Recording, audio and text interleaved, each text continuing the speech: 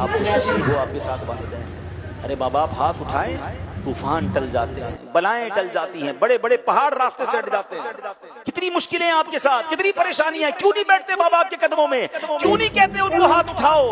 پوچھو ان سے جن کے ماں باپ چلے گئے۔ مشکل سر پہ آتی ہے، بندے کو یاد آتا ہے ماں ہوتی تو دعا کرواتا، والد ہوتا تو میں اس سے دعا کرواتا۔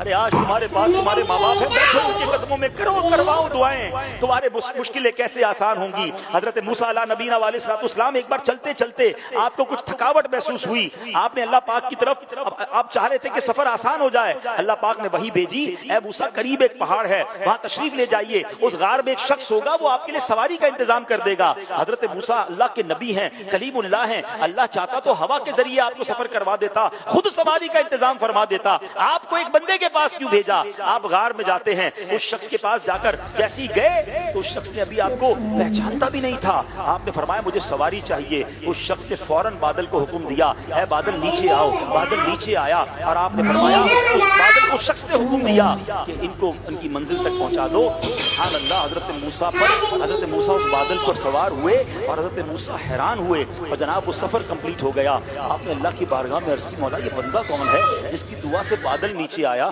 بادل نے مجھے منزل تک پہنچا دیا۔ سنیے، اللہ کی بارگاہ سے ارشاد ہوا، اے موسیٰ یہ اپنی ماں کا فرما بردار ہے، اس نے اپنی ماں کی بڑی خدمت کی ہے۔ جب آخری وقت آیا نا تو اس کی ماں نے اس کو دعا دی تھی، بیٹا میں تم سے راضی ہوں، اللہ پاک بھی تم سے راضی ہے۔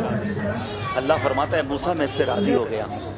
اللہ نے فرمایا موسیٰ میں اس سے راضی ہوں، اب اگر یہ بندہ دعا کرے کہ یا اللہ سرخ پہاڑ کو سیاہ کر دے، یا سیاہ